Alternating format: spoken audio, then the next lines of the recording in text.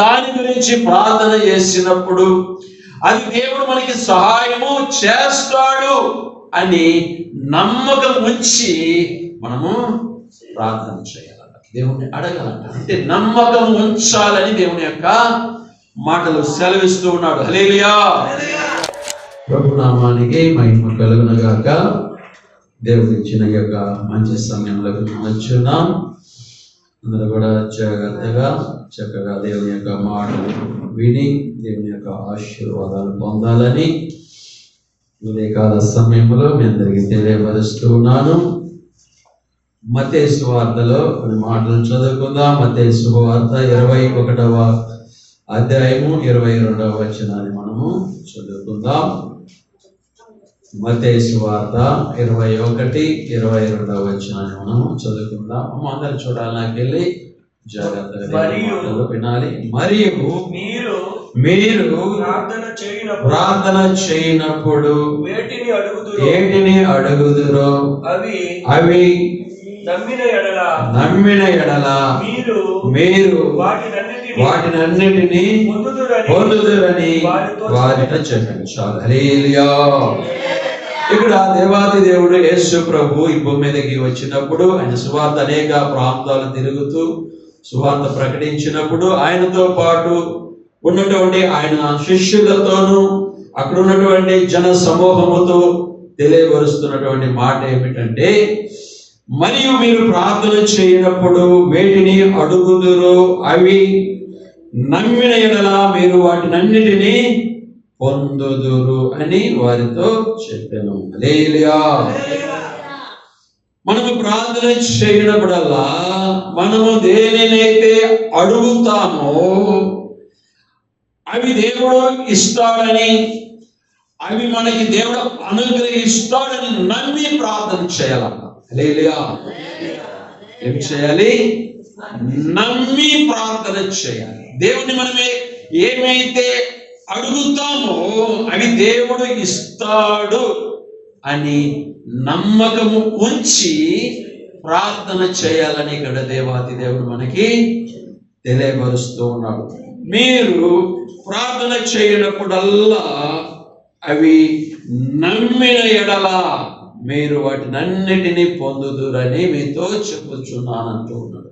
అంటే మనం ఏ ప్రార్థన చేసినా కూడా ఒక దాని గురించి ప్రార్థన చేసినప్పుడు అది దేవుడు మనకి సహాయము చేస్తాడు అని నమ్మకం ఉంచి మనము ప్రార్థన చేయాలంట, దేవుణ్ణి అడగాలంట. అంటే నమ్మకం ఉంచాలని దేవుని యొక్క మాటలు సెలవిస్తూ ఉన్నాడు. హల్లెలూయా. హల్లెలూయా. అక్కడ మరొక అధ్యాయంలో మార్కు సువార్తలో మనము గనక చూసినట్లయితే మార్కు సువార్తలో రక్తస్రావము కలిగినటువంటి ఒక స్త్రీని గురించి మనము చూస్తూ ఉన్నాం. మార్కు సువార్తలో గమనించండి. మార్కు సువార్త 5వ అధ్యాయము 27వ వచనాన్ని మనం చదువుకున్నట్లయితే, ఆమె యేసును గురించి విని నేను ఆయన వస్త్రములు మాత్రము ముట్టిన బాగుపడుదుననుకొని జన సమూహములు ఆయన వెనుకకు వచ్చి ఆయన వస్త్రము ముట్టారు. హల్లెలూయా. ఇక్కడ 12 సంవత్సరాల నుండి రక్తస్రావం కలిగినటువంటి స్త్రీ గురించి రాయబడింది. 12 సంవత్సరాల నుండి ఆమెకి ఉన్నటువంటి ఆ వ్యాధిని బట్టి అనేక విధాలైనటువంటి ప్రయత్నం చేస్తూ ఉంది, కానీ ఆమె రోగము నివారణ కాలేదు, ఆమె రోగము తగ్గలేదు. ఎన్నో విధాలైనటువంటి ప్రయత్నాలు చేస్తూ ఉన్నది. ఆ వైద్యులను సాధించింది, అనేక విధాలుగా ఎవరు ఏది చెబితే అది చేసింది, కానీ ఆమె యొక్క ఆ రోగము, రక్తస్రావం కలిగినటువంటి రోగము నయము కాలేదట. అయితే ఇక్కడ మనం చదువుకున్నట్లుగా ఆమె యేసును గురించి విని ఏమన్నది? యేసు ప్రభువుని గురించి విన్నదంట. విని మనస్సులో ఏమనుకున్నదంటే, నేను ఆయన వస్త్ర వస్త్రములు మాత్రము ముట్టినా బాగుపడతానని అనుకున్నది. చూడండి ఆమెలో ఎంత నమ్మకం వచ్చేసిందో. ఎలా వచ్చింది అంటే ఆమె యేసును గురించి విన్నదట. ఇక ఎన్ని మార్లు విన్నదో తెలియదు, కానీ యేసు ప్రభువును గురించినటువంటి ఈ యొక్క మాటలను విన్నటువంటి ఆ మాటలను బట్టి ఆమెకి నమ్మకము కలిగింది. నమ్మకము కలిగి ఆమె అనుకున్నదో, ఇదిగో నేను యేసు ప్రభు యొక్క వస్త్రము చెంగు ముట్టినట్టయితే నేను బాగుపడదునని మనసులో అనుకున్నదంట. హల్లెలూయా, హల్లెలూయా. మనస్సులో చూడండి, యేసును గురించి వినంగా ఏమవుతుందంటే వినటం వలన విశ్వాసం వస్తుంది, నమ్మకం వస్తుంది. నమ్మకం వచ్చినప్పుడు ఆ నమ్మకాన్ని బట్టి ఈ యొక్క స్త్రీ ప్రభు యొక్క వస్త్రాన్ని ముట్టుకుంటే నేను బాగైపోతానని అనుకున్నదంట. అది నమ్మకం. హల్లెలూయా. అలాగే ప్రార్థన చేయనప్పుడెల్లా ఒకదాని కోసం మనం ప్రార్థన చేస్తూ ఉండినప్పుడు ఆ యొక్క పని దేవుడు చేస్తాడు అని నమ్మకం ఉంచి ప్రార్థన చేయాలంట. ఏదో చేస్తూ ఉన్నామంటే చేయటం కాదండి. గమనించండి, ఇదిగో ఈ యొక్క అంశం గురించి అడుగుచున్నాను. దేవుడు సహాయం చేస్తాడు, నేను ప్రార్థన చేస్తే దేవుడు సహాయం చేస్తాడని నమ్మకం ఉంచి ప్రార్థన చేస్తే అప్పుడు దేవుడు సహాయం చేస్తాడండి. హల్లెలూయా. ఇక్కడ ఈ యొక్క స్త్రీ విషయంలో ఈమె యేసుని గురించి ఇన్ని నమ్మకమును బట్టి, అనుకున్న నమ్మకాన్ని బట్టి ప్రభు కోసం చూస్తూ ఉన్నది. ఒక సమయం వచ్చినప్పుడు ప్రభువు దగ్గరికి ఆ జన సమూహములు గుంపులుగా ఉండినప్పుడు మొత్తానికి ఆ జన సమూహములకి వెళ్ళినది. వెనకమాలికి వెళ్ళి ప్రభు యొక్క వస్త్రాన్ని ముట్టుకున్నదంట. ఎప్పుడైతే ఆమె ముట్టుకున్నదో ఆమె రక్తము దారులు ఆగిపోయినాయి అని అక్కడ రాయబడింది. గమనించండి, అక్కడ క్రియ జరిగింది. అనుకున్నటువంటి నమ్మకాన్ని బట్టి అక్కడ అద్భుతం జరిగింది. జరగగానే అది ప్రభువులో ఉన్నటువంటి ఆ శక్తి కూడా ఆమెలో ఉన్న ఆ నమ్మకము లాగేస్తున్నదా. ఎప్పుడైతే ఆమెకి బాగైపోయిందో ప్రభువుకి డౌట్ వచ్చేసింది. ప్రభువులో ఉన్న ఏదో శక్తి బయటికి పోయినట్టుగా అనిపించి ఎవరు నన్ను ముట్టినది అంటూ ఉన్నాడు. ఎవరు నన్ను ముట్టారంటే అక్కడ పక్కన ఉన్నటువంటి శిష్యులు వాళ్ళందరూ అంటూ ఉన్నారు, ఏంటి ప్రభువా, ఇంతమంది జన సమూహం ఉంటే అందరూ నిన్ను ముట్టుతూ ఉన్నారు కదయ్యా, ఏంది నన్ను ముట్టింది ఎవరు అంటూ ఉన్నావు? అందరూ నీ మీద పడుతుంటున్నారు కదా, అందరూ ముడుతున్నారు కదా అన్నట్టు మాట్లాడుతుంటే, లేదు, ఎవరో నన్ను ముట్టినారు అంటున్నారు. గమనించండి, అంటే విశ్వాసం నుంచి, ప్రభువు మీద విశ్వాసం వచ్చి ఆయన వస్త్రము ముట్టితే నేను బాగుపడతాననుకొని వచ్చినటువంటి స్త్రీ ఎప్పుడైతే ముట్టిందో ప్రభువులో నుండి ఆ యొక్క దేవుని శక్తి, ఆ ప్రభావము ఆమెలోనికి వెళ్ళిందనమాట. అందును బట్టి ప్రభువుకి అర్థమైపోయింది, నాలో నుండి ప్రభావం బయటికి వెళ్ళిపోయింది, ఎవరో నన్ను సపరేట్ గా ముట్టాలని గ్రహించాడనమాట. ఇక ఆ జన సమూహములో ఎప్పుడైతే ప్రభువు ఈ మాట అంటూ ఉన్నాడో ఆమెకి కూడా భయం వచ్చేసింది. హల్లెలూయా. గమనించండి, ఇలాగా విశ్వాసం అనేది ఎలా ఉండాలి అంటే ఏమి చేసినా కూడా దేవుడు సహాయము చేస్తాడని ప్రార్థన చేయాలి. రెండవది, దేవుడు సహాయము చేస్తాడని ముందుకు వెళ్ళాలి. హల్లెలూయా. ఇంకా ఒక గొప్ప భక్తుడు ఉన్నాడండి. ఆది కాండములో గొప్ప భక్తుడు అతను. ఈ సృష్టికి ఆరంభములోనే ఉన్నటువంటి భక్తుడు. అతని పేరు నోవాహు. ఆది కాండము 6వ అధ్యాయం అంతటా ఉంటది. ఆది కాండములో 6వ అధ్యాయములో చూద్దాం.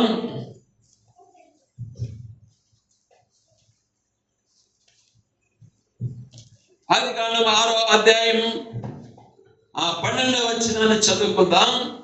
దేవుడు దేవుడు భూలోకమును చూచినప్పుడు అది చెడిపోయి ఉండేను.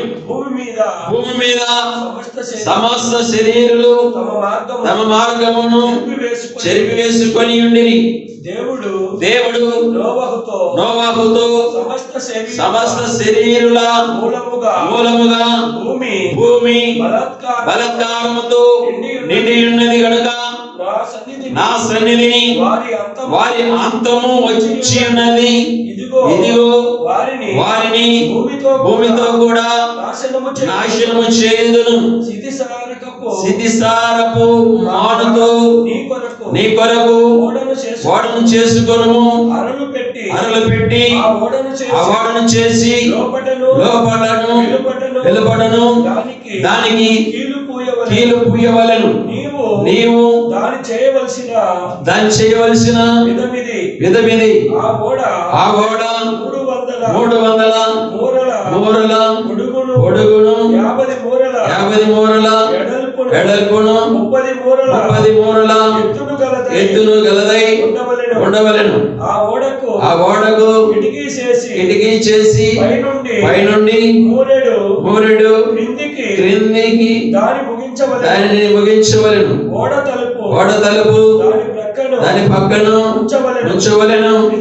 కింద అంతస్తు 2వ అంతస్తు 3వ అంతస్తు గలదిగా దాన్ని చేయవలెను. చాలు. హల్లెలూయా. ఇక్కడ చూడండి, దేవుడు భూలోకమును చూసినప్పుడంట అదంతా ఏమైందంట? చెడిపోయి ఉన్నదంట. దేవుడు చూచి ఈ నరులను ఎందుకు నేను సృజించానా అని చాలా బాధపడిపోయాడంట. అయితే నోవాహు కనపడ్డాడు, నీతిమంతుడు. నోవాహు నీతిమంతుడు, పరిశుద్ధుడు, యథార్థవంతుడుగా నోవాహు కనపడ్డాడు. అందును బట్టి నోవాహుతో మాట్లాడి, నోవాహు, ఇదిగో ఈ జనులందరినీ నేను నాశనము చేస్తాను. అయితే నీవు ఒక ఓడను సిద్ధపరచుకో. ఆ ఓడ ఇదిగో ఇంత పొడవు ఉండాలి, 300 అడుగుల మూరల పొడవు ఉండాలి, 50 మూరల ఎడల్పు ఉండాలి, 30 మూరల హైట్ ఉండాలి, 3 అరలుగా అది నిర్మించుకో. ఇదిగో సిదిసారపు మధ్యతో దాన్ని సిద్ధపరచు. దానికి ఇలాగ కిటికీ పెట్టుకో, ఇలాగా దారిమందిరం పెట్టుకో అని అన్ని కూడా కొలతలు సహా మొత్తము కూడా ఈ యొక్క నోవాహుతో చెప్పాడమ్మా. హల్లెలూయా. చెప్పినప్పుడు నోవాహు చక్కగా విన్నాడు. సరే ప్రభా, అలాగే చేస్తాను ప్రభా అని. ఇక దేవుడు చెప్పినట్లుగా 22వ వచనంలో ఉంటుంది, నోవాహు అట్లు చేసెను. దేవుడు అతనికి ఆజ్ఞాపించిన ప్రకారము యావత్తు చేసెను. హల్లెలూయా. ఈ భూలోకంలోని ప్రజలందరినీ నేను అంతము చేయబోతూ ఉన్నాను.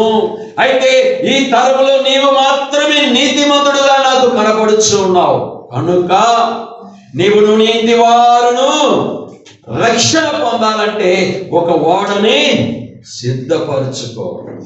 అది సితిమానుకు కర్రతో దానిని సిద్ధపరచుకో.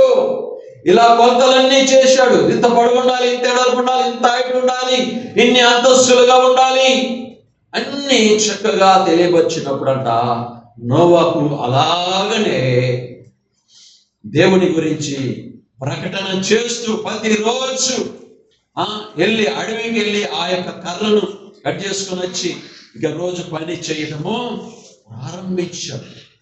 ఇక రోజు కొద్దిగా తయారు చేస్తూ ఉన్నాడు. ఆ లోకంలోనికి వెళ్ళి అనేకులకు తెలియపరుస్తూ ఉన్నాడు. ఇదిగో దేవుడు ఇలాగో నాతో చెప్పాడు, భూమి మీదకి ప్రళయం రాబోతుంది, నీటి ద్వారా ముంచి వేయబోతూ ఉన్నాడు, అంతము చేయబోతున్నాడు అని చెప్పి సువార్త ప్రకటిస్తూ ఆ వాడని సిద్ధపరచుకుంటూ ఉన్నాడు. అయితే జనులందరూ ఏం చేస్తూ ఉన్నారంటే ఎగతాళి చేస్తూ ఉన్నారు, యాలన చేస్తూ ఉన్నారు. తినచ్చు, త్రాగుచ్చు, పెళ్లిళ్ళు చేసుకొనొచ్చు, ఎవరి వారి ఇష్టానుసారముగా ఉంటూ ఉన్నారు. కానీ నోవాహు యొక్క మాటలు ఎవరు కూడా వినేటట్లుగా లేరు, ఎవరు లక్ష్య పెట్టట్లేదంట. అందరూ కూడా వారి వారి పనుల్లో వారి వారి యొక్క విధానంలో ఉండిపోయారు, కానీ నోవాహు యొక్క మాటలను ఎవ్వరు కూడా లెక్క చేయలేదంట. అయితే నోవాహుతో దేవుడు చెప్పినట్లుగా ఆ సమస్తం యావత్తును చేశాడని ఇక్కడ రాయబడి ఉన్నది. నోవాహు నమ్మాడు దేవుణ్ణి.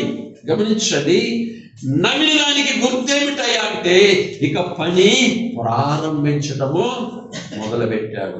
ఒకరోజు కాదు, 2 రోజులు కాదు. గమనించుదాం, నోవాహుతో చెప్పినటువంటి ఆ ఓడను నువ్వు సిద్ధపరచుకోండి, ఆ ఓడ ఇంత ఎత్తు, ఇంత పొడవు, ఇంత ఎడల్పు ఉండాలి, అన్ని కొలతలు అన్ని విధాలుగా దేవుడు చెప్పినప్పుడు నోవాహు ఇంకా సిద్ధపరచుకోవటము ప్రారంభించాడండి. గమనించుదాం, సుమారుగా 120 సంవత్సరాలు పట్టింది ఆ ఓడ సిద్ధపడేసరికి.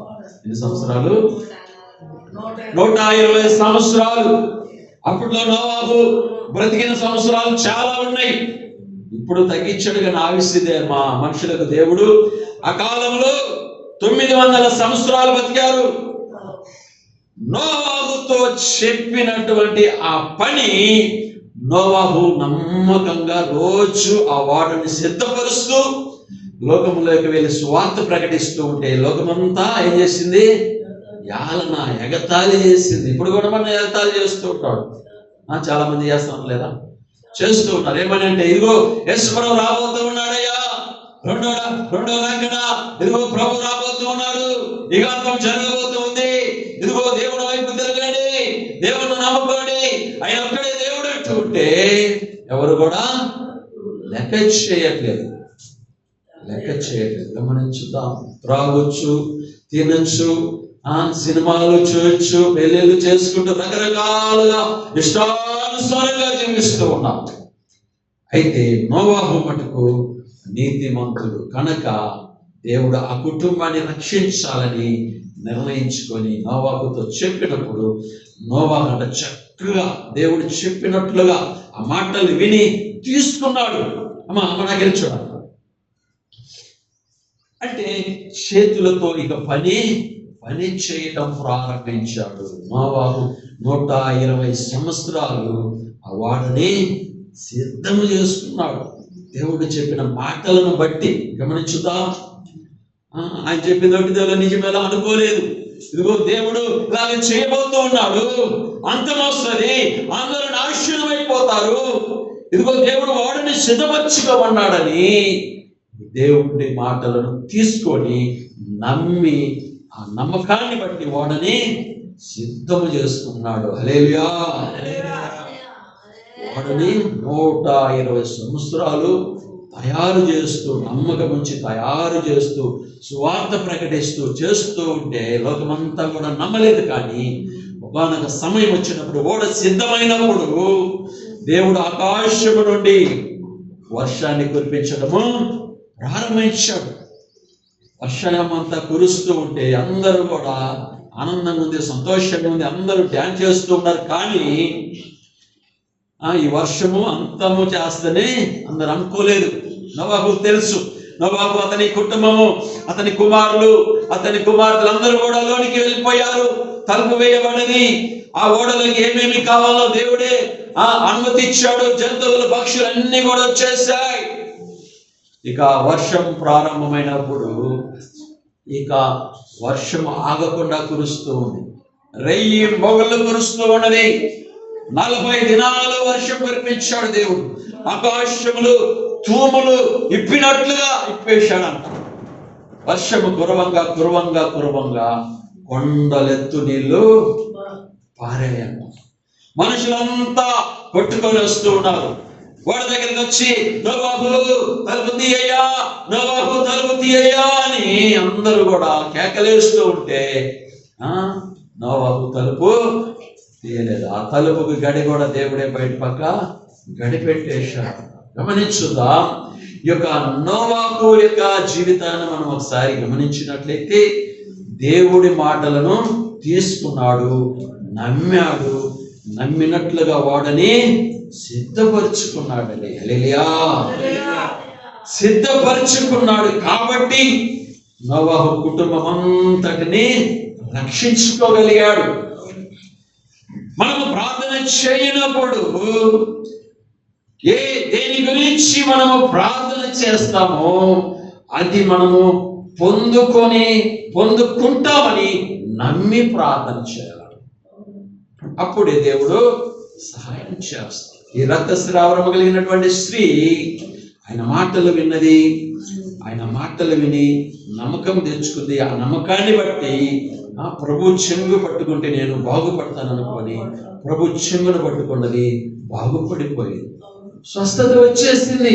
అలాగే నోవాహు యొక్క జీవితంలో కూడా ఇదిగో నోవాహుతో దేవుడు ఏమేమి చెప్పాడో అవన్నీ చేయటం ప్రారంభించాడు, చేశాడు. ఒక రోజు కాదు, 2 రోజులు కాదు, నెల కాదు, సంవత్సరాలు కాదండి, 120 సంవత్సరాలు దేవుని యొక్క నమ్మకం ఉంచి ఓడను సిద్ధపడించాడు. జనాలందరూ అంటూ ఉండవచ్చు, ఏడబడుతుందిరా వర్షం, ఎంత కష్టపడుతున్నావు, ఎంత ఖర్చు ఈ వాడకి, ఎంత ఖర్చు వ్యయం చేస్తూ ఉన్నావు, దేవుడు వర్షం కురిపిస్తానని చెప్తూ ఉన్నావు, ఎప్పుడైనా వర్షం కురిసిందా అని ఇలాగా రకరకాలుగా అంటూ ఉన్నా కూడా నోవాహు దేవుడు మాటని తీసుకున్నాడు. దేవుని అందే నమ్మిక ఉంచాడు. దేవుడు ఇలాగా చేస్తానని నాతో చెప్పాడు, దేవుడు చేస్తాడు అని నమ్మకం ఉంచే ముందుకి వెళ్ళాడు. కానీ లోకములో ఉన్న మాటలు వినలేదండి. అందుని బట్టి దేవుడు ఆ 120 సంవత్సరాలకి ఓడ సిద్ధమైన తర్వాత ఇక ప్రశాంతమైనటువంటి వర్షం కురిపించినప్పుడు భూమి అంతా కూడా కొండలెత్తు నిలబారి అందరూ హతమైపోయారండి. హల్లెలూయా. నోవాహు యొక్క కుటుంబము రక్షించబడింది. ఆయన బిడ్డలందరూ కూడా రక్షించబడ్డారు. వారి ద్వారానే మరలా ప్రపంచములు తయారైనవి. హల్లెలూయా. అయితే ఏమిటయ్యా అంటే ఇదిగో మీరు ప్రార్థన చేయనప్పుడెల్లా మనం అడిగే ప్రతిదీ కూడా దేవుడు సహాయము చేస్తాడు అని నమ్మవలనని ఇక్కడ దేవుని వాక్యము సెలవిస్తూ ఉంది. నమ్మాలి, పూర్తిగా దేవుణ్ణి నమ్మాలి. నమ్మి అడిగినట్లయితే ఆయన సహాయము చేస్తాడు. నమ్మకము లేకుండా ఏదో చేస్తున్నట్టుగా చేస్తే మనకు దేవుడు సహాయం చేయడండి. నమ్మకం ఉంచాలి. ఈ కార్యం దేవుడు చేస్తాడని మనం శరీర క్రియాపరంగా కూడా మనం ముందుకు ధైర్యంగా వెళ్ళాలి. హల్లెలూయా. అలాగా నోవాహు అతను అలాగే వెళ్ళాడు కాబట్టి ఖచ్చితంగా దేవుడు అతనికి సహాయం చేశాడు. ఆ కుటుంబంలో ఉన్నటువంటి అందరిని కూడా ఆయన రక్షించుకోగలిగాడు. హల్లెలూయా. ఈ మాటలు ప్రభువు దీవించును గాక. ప్రార్థన చేసుకుందాం. పరిశుద్ధ తండ్రి, వందనాలు ప్రభా, స్తుతులు స్తోత్రాలు నాయన. అయ్యా కృతజ్ఞతాస్తుతులు చెల్లిస్తున్నాం ప్రభా. అయ్యా నీకేమి ఇచ్చిన నీ రుణము మేము తీర్చలేము ప్రభా. యేసయ్యా వందనాలు స్తోత్రాలు తండ్రి. అయ్యా ఇదిగో నీకు కృతజ్ఞతాస్తుతులు చెల్లిస్తున్నాం ప్రభా. అయ్యా ఇదిగో మీరు ప్రార్థన చేయనప్పుడు ఏటిని మీరు అడుగుదురు అవన్నీ మీరు పొందుకొని ఉంటారని నమ్మి విశ్వాసం వచ్చి ప్రార్థన చేయమంటూ ఉన్నావు ప్రభా. వినుట వలన విశ్వాసము కలుగుతుందని తెలియపరుస్తూ ఉన్నావు ప్రభా. అయ్యా ఉన్నటువంటి దినాలలో ప్రభా నిన్ను గూర్చిన వినినటువంటి ప్రభా ఇదిగో రక్తస్రావ రోగము కలిగినటువంటి స్త్రీ ఎందు నమ్మిక ఇచ్చి ప్రభా నీ ఉన్న స్థలానికి వచ్చి ప్రభా ఆ జన సమూహములో నాయనా నువ్వు ఉన్నప్పుడు నీ వస్త్రపు చెంగు ముట్టుకుంటే నేను బాగైపోతానని మనసులో అనుకొని వచ్చి నాయన మాలుగా నీ వస్త్రపు చెంగును ముట్టినప్పుడు ప్రభా ఆ బిడ్డ స్వస్థత పొందుకున్నది ప్రభా. అలాగే ప్రభా నోవాహు కూడా నాయన నోవాహు దినాలలో ప్రభా ఇదిగో నోవాహుతో నువ్వు చెప్పినట్లుగా ప్రభా నోవాహు సమస్తమును చేసినప్పుడు ప్రభా అయ్యా అతనికి నీవు తోడుగా ఉండి ప్రభా. అయ్యా 120 సంవత్సరములు ప్రభా అతను నాయన నమ్మకం వచ్చి ప్రభా వాడుని సిద్ధపరచుకొని వాడు ఎలా చేయాలో అలాగ చక్కగా నీటిగా సమకూర్చుకున్నాడు ప్రభా. నమ్మకం ఉంచి నాయన, నీ యందు నమ్మకం ఉంచి, నీ మాటల యందు నమ్మిక ఇచ్చి ప్రభా వాడిని సిద్ధపరచుకున్నప్పుడు అయ్యా నువ్వు విస్తారమైన జల ప్రవాహ వర్షం కురిపించి ప్రభా అయ్యా లోకమంతటిని అంతము చేసినట్లుగా నీ జీవితంలో రాయించి ఉంచావు ప్రభా. నా తండ్రి, ఇదిగో నమ్మినటువంటి నోవాహు అతని కుటుంబాన్ని నాయనా అతడిని రక్షించుకోగలిగాడు ప్రభా. అయ్యా అతని నీతిమంతుడని నువ్వు ఎంచుకున్నావు ప్రభా. వందనాలు, స్తోత్రాలు నాయన. అయ్యా అయ్యా మేము కూడా నాయనా అయ్యా నీ యందు నమ్మకం ఉంచి, నీ యందు నాయన నమ్మిక ఇచ్చి ప్రభా మేము జీవించినట్లుగా సహాయం ఉంచి. గొప్ప దేవుడా నీకు వందనాలు, స్తోత్రాలు నాయన. అయ్యా అయ్యా మాలో నాయన అవిశ్వాసం ఎవరిలో లేకుండా సహాయం ఉంచి, నీ యందు నమ్మిక ఇచ్చి అయ్యా మేము చేసే ప్రతి పని విషయంలో ప్రభా మేము ముందుకెళ్ళేటువంటి మంచి భాగ్యాన్ని మా అందరికీ దయచేసి సహాయం చేయమని ప్రభా నీ నామానికి మహిమ తెచ్చేటట్లుగా మమ్మల్ని అందరినీ వాడుకోనమని ప్రార్థన చేస్తూ ఉన్నాం ప్రభా. యేసయ్యా నీకు వందనాలు, స్తోత్రాలు అయ్యా, కృతజ్ఞతాస్తుతులు చెల్లిస్తున్నాను. యేసయ్య నామములో ప్రార్థించి వేడుకుంటున్నాం తండ్రి. ఆమేన్, ఆమేన్, హల్లెలూయా.